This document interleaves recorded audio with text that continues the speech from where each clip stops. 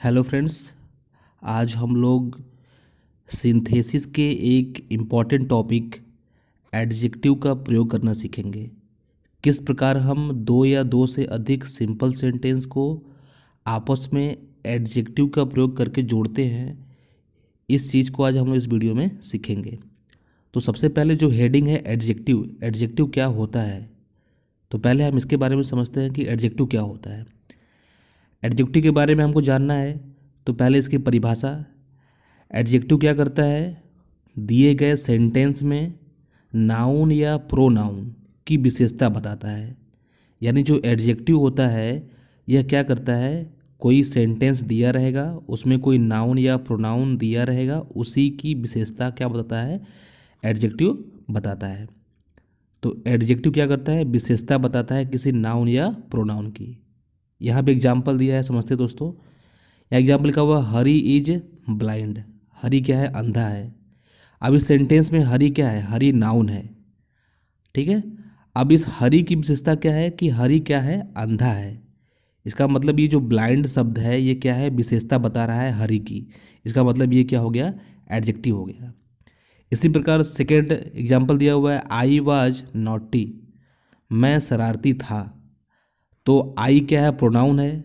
अब आई की विशेषता कौन बता रहा है, नॉटी, शरारती, यानी मैं शरारती था। तो इसमें नॉटी क्या हो गया, एडजेक्टिव हो गया। लिखा हुआ है next she is poor, she is poor. अब सी क्या है, प्रोनाउन है। वह कैसी है, गरीब है। इसका मतलब पुअर यहाँ पे क्या हो गया, एडजेक्टिव हो गया। तो दिए गए सेंटेंस में नाउन या प्रोनाउन की जो शब्द विशेषता बताता है वो क्या होता है, एडजेक्टिव होता है। तो इस बात को ध्यान रखिएगा दोस्तों। आइए आगे चलते हैं। अब दो या दो से अधिक वाक्यों को जोड़ने के लिए एडजेक्टिव का प्रयोग करते हैं, ये बात हमें कैसे पता चलेगी।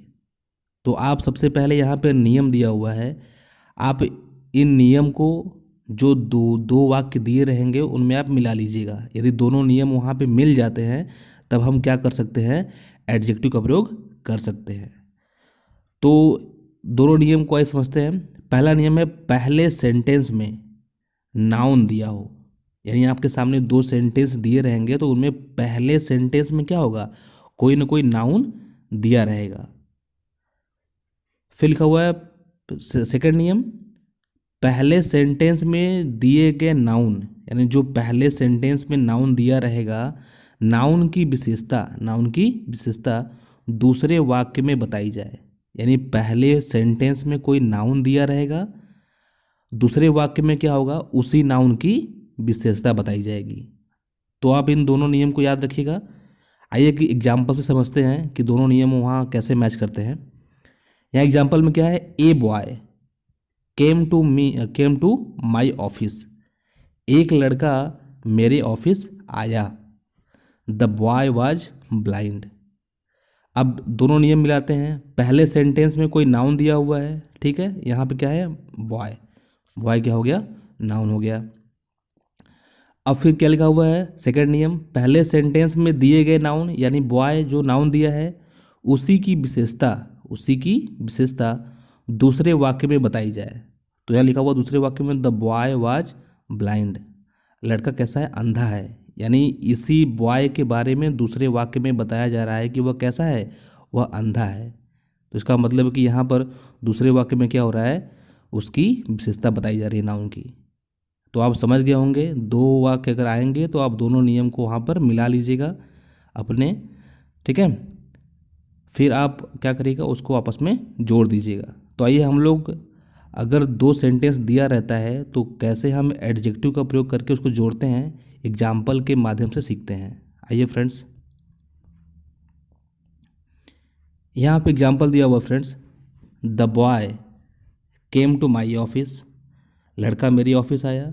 द बॉय वाज ब्लाइंड, लड़का क्या था, अंधा था।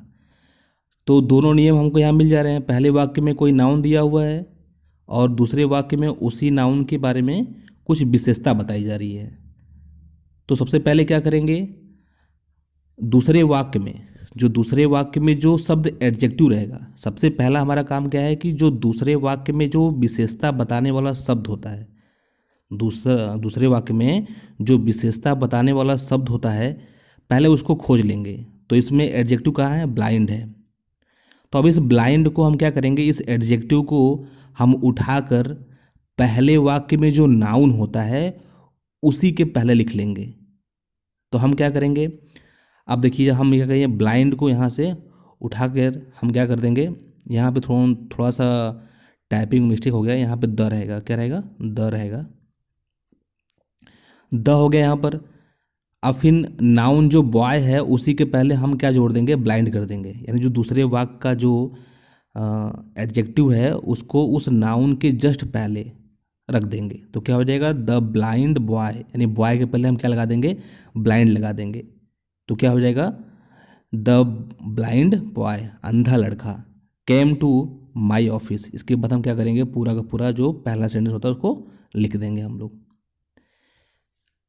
एक और एग्जांपल लेते हैं फ्रेंड्स, राम गेव ए रूपी टू अ मैन।